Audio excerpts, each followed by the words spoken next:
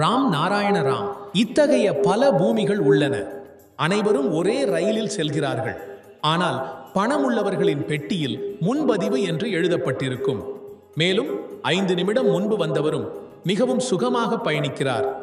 முன்பதிவு என்ற வார்த்தை இருக்கையில் இந்த பூமியும் முன்பதிவு செய்யப்பட்டதா? ஆனால் யார் யாருக்காக? மகா சாந்தியில் தோய்ந்தவர்களுக்கு மட்டுமா?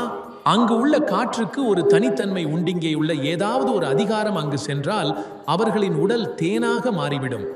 எப்படி ஒரு நீரை குளிர்சாதன பெட்டியில் வைத்தால் அது பனியாக மாறுகிறதோ அதுபோல அந்த பூமி ஒவ்வொரு அணுவும் சாந்தியால் உருவாக்கப்பட்டிருக்கிறது. நம்முடைய ஒரு கணத்தின் அமைதியே அந்த நிலத்தில் பனியாகி விடுகிறது. அந்த பூமி கணம் கணமாக அமைதியில் உருவாகியுள்ளது. அவ்வளவு அற்புதமான பூமியை நம்மால் கற்பனை செய்வதே இயலாது. அங்கு அசாந்தி கிடையாது, மனிதர்களும் இல்லை.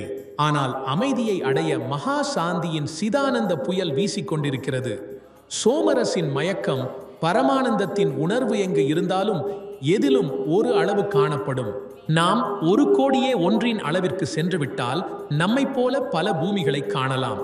நாம் இந்த தொழிற்சாலையில் நம்முடைய உடலை உருவாக்க வந்துள்ளோம்.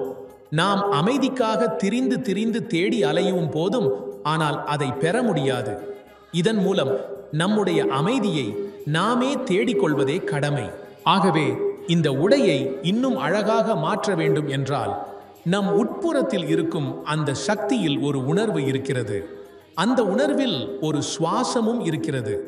ஒரு சிறு சொட்டு சுவாசம் சில நொடிகளில் நாற்புறமும் ஒரு மனம் பரப்புவது போல நாம் அந்த நொடியை உருவாக்க முடியுமாயின் இந்த உடையை போல நாமும் அங்கு செல்லலாம்.